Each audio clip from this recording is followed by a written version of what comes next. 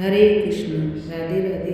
सभी भक्तों को विजया एकादशी की हार्दिक शुभकामनाएं। विजया एकादशी कब है और इसका व्रत और पालना कब किया जाएगा, विजया एकादशी की कहानी क्या है, ये हम इस वीडियो में सुनेंगे। विजया एकादशी व्रत महाशिवरात्रि से पहले किया जाता है। इस व्रत का संबंध भगवान श्री राम से है। इस व्रत में भगवान राम ने सीता जी को वापस लाने के लिए और समुद्र पार करने के लिए एकादशी व्रत किया था और वो व्रत विधिपूर्वक किया था। महाशिवरात्रि से पहले विजया एकादशी का व्रत किया जाता है। इस व्रत का संबंध भगवान श्री राम से है।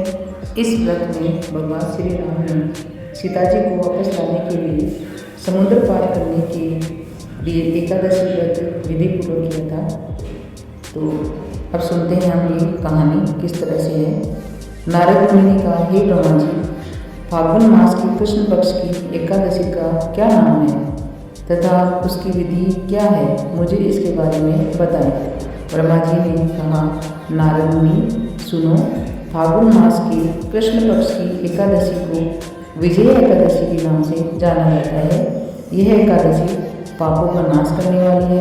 विजया नाम की एकादशी राजाओं को विजय प्रदान करती है। इसमें तनिक भी संदेह नहीं है। बहुत पहले की बात है, भगवान श्री रामचंद्र जी 14 वर्ष के लिए वन में गए और पंचवटी में माता सीता और लक्ष्मण के साथ रहने लगे। वहाँ कर रहते समय रावण ने चपलतावश श्री राम की तपस्विनी पत्नी सीता को हर लिया। उस दुख से व्याकुल श्री राम व्याकुल हो उठे। उस समय सीता जी खोज करते हुए वे वन में घूमने लगे। कुछ दूर जाने पर उन्हें जटायु मिले, जिनकी आयु समाप्त हो चुकी थी। इसके बाद उन्होंने वन के भीतर कई राक्षसों का वध किया। फिर सुग्रीव के साथ उनकी मित्रता हुई। तत्पश्चात श्री राम के लिए वानरों की सेना बनी। हनुमान जी ने लंका के उद्यान में जाकर सीता जी को दर्शन किया और उन्हें श्री राम की चिन्ह स्वरूप मुद्रिका प्रदान की। वहाँ से वापस आकर वे श्री राम जी से मिले और लंका की खबर बताई। हनुमान जी की बात सुनकर श्री राम ने सुग्रीव की अनुमति से लंका पर प्रस्थान किया और समुद्र के किनारे पहुंचकर उन्होंने लक्ष्मण से कहा कि किस पुण्य से इस समुद्र को पार किया जा सकता है। मुझे ऐसा कोई उपाय नहीं दिखाई देता जिससे इसको सुगमता से पार किया जा सके। लक्ष्मण बोले, महाराज, आप ही आदि देव हैं और आप पुराण पुरुष पुरुषोत्तम हैं। आपसे क्या छिपा। यहाँ द्वीप के भीतर बगदाल नामक मुनि रहते हैं। थोड़ी दूरी पर उनका आश्रम है। उनके पास जाकर इसका उपाय पूछना चाहिए। ऐसा सोचकर वे महामुनि बगदाल से मिलने के लिए गए। वहाँ पहुंचकर उन्होंने मस्तक झुकाकर मुनि को प्रणाम किया। उन्होंने पूछा कि श्री राम, आपके यहाँ आगमन का क्या कारण है। श्री राम ने कहा कि आपकी कृपा से राक्षसों सहित लंका को जीतने के लिए सेना के 7 समुद्र पार किया जा सके। ऐसा कोई उपाय बताएं, मुझ पर आप कृपा करें। पद्म पुराण में इस व्रत की विधि को श्री राम को बताया गया था। इस दिन दशमी का दिन आने पर एक कलश स्थापित करें। वह सोने, चांदी, तांबे तथा मिट्टी का भी हो सकता है। इसे जल से भरकर उसमें पत्ते डाल दें। उसके ऊपर भगवान नारायण के विग्रह की स्थापना करें। फिर एकादशी के दिन प्रातःकाल स्नान करें।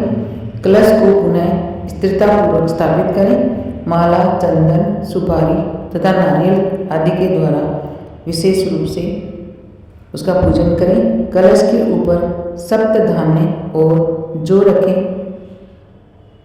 गंध, धूप, दीप और नैवेद्य से पूजन करें। कलश के सामने बैठकर वह सारा दिन उत्तम कथा आदि के साथ समय बिताएं।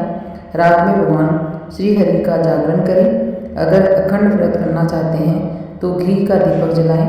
फिर द्वादशी के दिन सूर्योदय होने पर उस कलश को किसी जलाशय के पास, नदी, झरने या पोखरे में स्थापित करें और उसकी विधिवत पूजा करें। देव प्रतिमा सहित उस कलश को ब्राह्मण को दान दें। कलश के साथ ही और भी दान देना चाहिए।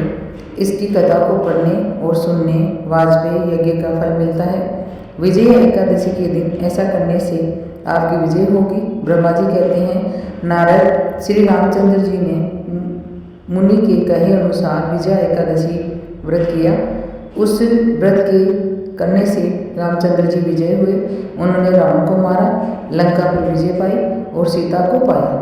जो भी इस विधि से इस व्रत को करते हैं उन्हें इस लोक में विजय प्राप्त होती है और उनको परलोक में भी अक्षय बना रहता है।